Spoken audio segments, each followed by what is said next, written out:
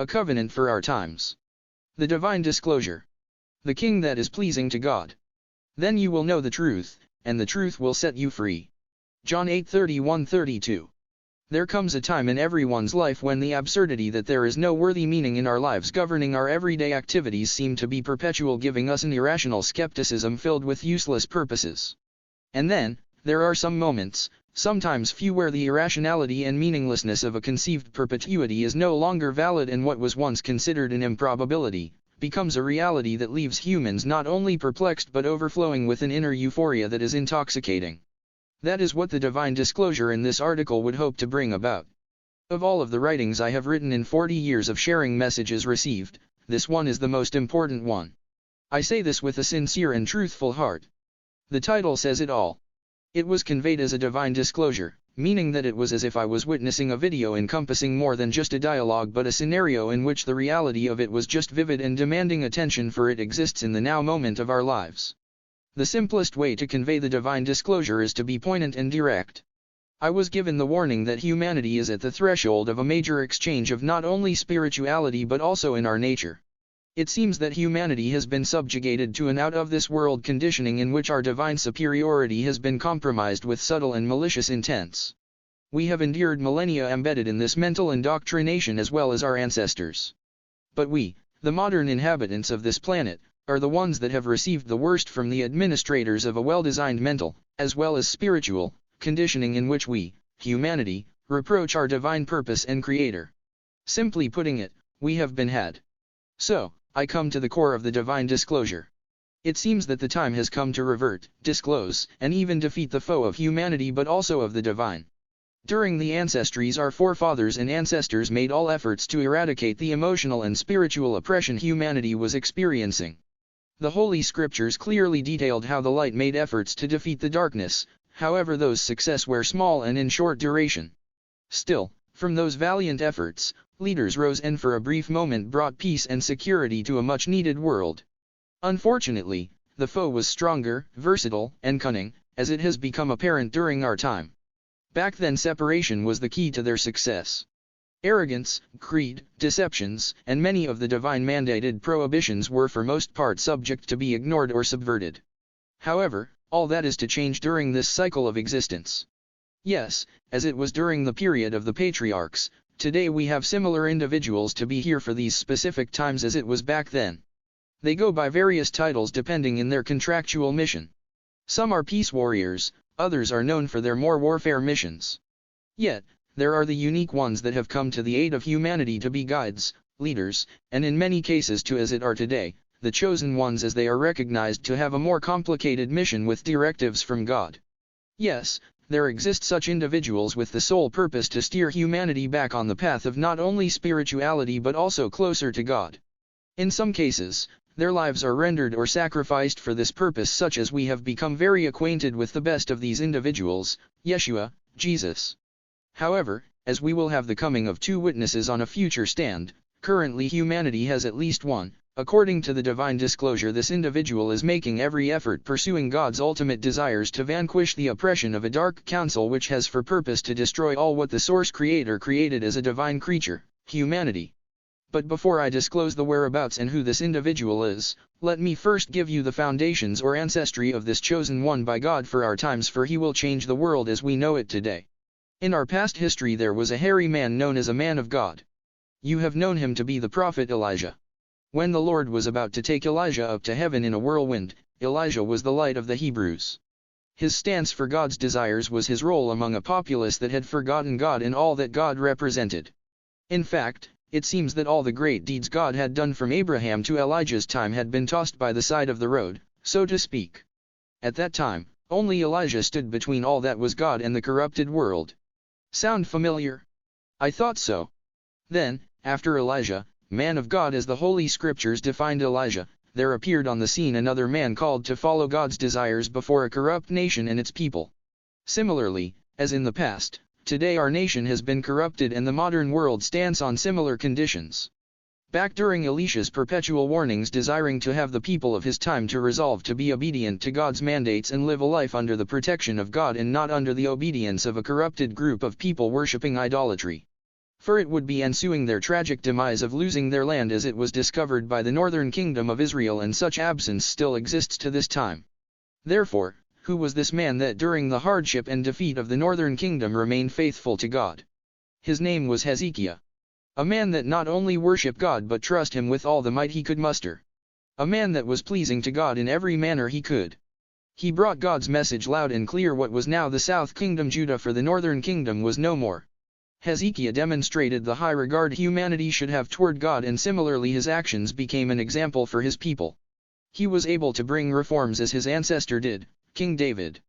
He was best known for one of the most significant unusual approach to bring the people to worship the God of his people by destroying the image, sculpture, of the snake created during Moses' wilderness journey to protect from the bites of the desert venomous snake during their pilgrimage. It seems, as it is today, they became worshippers of such statute in such fervor that it was easy to worship other idols. In destroying it to pieces, Hezekiah was able to bring his people closer to God. This pleased God, and in many ways God brought peace for 29 years to Judah, the southern kingdom, because of Hezekiah's actions. Today, we have a similar situation in which all manners of idolatry concepts, ideas, and activities have engulfed our lives, and from these and many other aspects, we have forgotten God as truly He is to all of us. Just as the people of Hezekiah's time, we have replaced the God of our forefathers to be spiritual and divine as they saw Him, but we have accommodated Him to be a God of convenience. God no longer is in our lives or surrounding us with every breath we take, but rather He sits waiting for us in what we have come to be familiar, house of worship. In fact, we, humanity, can spend more time in a bar, watching television than with Him, and more than the time we can be at the house of worship. We, humanity, have become neglectful, or just maybe, careless toward all the things God stipulated to be necessary for a bonding life with Him. Thus, the time for the Hezekiah of our times to be present is crucial, and God has chosen a man that trusts Him, and that is very pleasing to God. This individual, as it will be known soon and shared during the divine disclosure, lives among us. He is a threat to a corrupted and malignant system that has been eroding the spirituality of our people like a cancer. But God has chosen this man to take the rod, the staff, and the flaming sword in his hand and decree the sovereignty of God across this nation and around the world. God assures in the divine disclosure that the dark lord of our time habituates this world and stands with an unquestionable supremacy, but surely, it would fall never to rise again. If any man or group seeks to eliminate this chosen one by God, He said, I shall bring upon all of you such fire that would not only consume you for eternity but an agonizing one. You will not find peace. I understood also that God is merciful beyond measures as well as it is His love for all of humanity, but His chosen one represents His desires. To bring any harm to His chosen would be a spiritual suicide. I understood to be of a personal nature to bring any demise to His chosen one. Thus, the ones that are conceiving harm to the chosen one for our times will be dealing with the angel of God.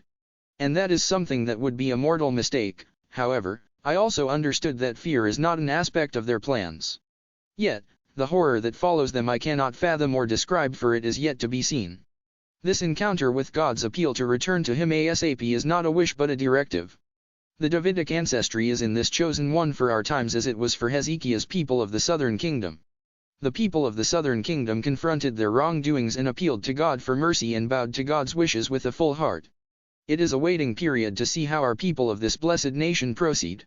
It is my hope that we, our citizens, beckon to the call to unity and become a united force and return to the supreme God that made this nation a blessed one. However, be cognizant that darkness is relentless but also is God. We are at the cusp of a major transformation, but it must be a voluntary endeavor, a dedicated effort for every single individual, for you will have to choose. Nobody can make the choice for you. Thus, who is the Hezekiah for our times? Who contains the spirit and soul of the great Hezekiah? And who has the ancestry of the King David? That individual is the 45th President of the United States. He is the chosen one by God. The one chosen to be here at this troubled times for all of humanity, but most important, he, President Donald Trump, has been chosen to spear God's desires across this planet. He will change this planet as it did Hezekiah. Therefore, it is in notice for all of those that fear God, leave His chosen alone. I cannot describe the misfortune that will come over the culprits of any malice, temptation, or plan affecting God's wishes for this land and the one to lead God's desires. I fear that many will allow what I just shared to fall on deaf ears, but it has been written in the book of truth that the divine appointment will be protected to a point of such degree that any conjectures or attempts to dislodge what has already being written in the book of truth would be met with swiftness, and such acts will bring across this nation a wailing of such proportion never seen in since its existence. The dark shadow has already embedded itself in all of the political halls of this country and many other territories. Leadership worldwide has no fear of what God can do, and that is going to be their demise. I was reminded that warnings have been given about our times, but just like the good man who does not expect the thieves to enter his house until it is too late, so we are in our nation. We have neglected our duties as citizens to uphold truth, faith, and honor by exchanging emotional trinkets as a child would do for a useless toy or sweet. Darkness has profited from our spiritual weakness, and the time has come to rectify. The urgency to return to God cannot be underestimated. Unity is a primordial mission of the chosen one as we speak. The spiritual separation that has coerced humanity, especially America, to believe that God is a God of limited measures has been our downfall. It is up to each individual to support, assist, and pray for our 45th president. The Dark Council and its court jesters that entertain every wish of the Dark Lord are known to God. Thus, all of you are on notice. Leave my chosen one alone. Touch not my messenger, for if you do, you will regret it immensely. I assure you that this was conveyed clearly.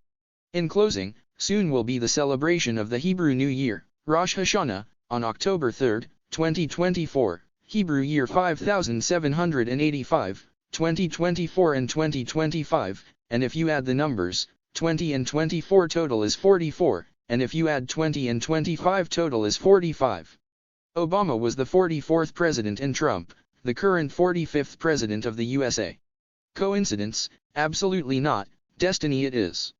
This indicated to me that the agenda is on target, and the decision rests in our people whether they follow God or the dark side. There is nothing in between. My greatest fears are not in the disobedience many will have, but in what awaits after, for it is a very real possibility, that an act of a final resolution will follow. I suggest you read what Jesus spoke for our times in Mark 13. I bring this to your attention because it came from a source that would never conceive to lie or make up a false statement. The question that must be persistent in your mind after reading this article: can it be true? Both directives come from authority and knowledge that all that has been given is a fact. Jesus received it from God, and he brought it to our awareness and attention. Thus, now God is in command of all that he spoke about. Would you take that chance as we speak and be so naive to think that cannot happen? It would be a case of futility if you did, for as we speak, there are numerous meteors approaching Earth, just as the one that exploded over Russia a few years back. Most of us were impressed by the bright light but failed to ascertain that such a piece of rock had easily landed on our planet, bringing such calamity that we would be helpless and experiencing such sorrow as has never been experienced. I personally feel that there is a big rock up there traveling at tremendous speed with eyes on Earth. It is not the when that bothers me, but the where. Such is the nature of this article. The divine disclosure given I take very serious, and I hope that our hearts and minds can unite, and just as the people of the southern kingdom saw the light of God's love and mercy, may we too see true light of his love. For a long time it has been hidden from us, and should have been protected with all of our might. You know it all now. What is next, you may ask? You are the answer. May we all have the peace and unity we've been asked to bring to our conscience and our nation. And so it has been revealed, given, and shared, and so it shall be forever.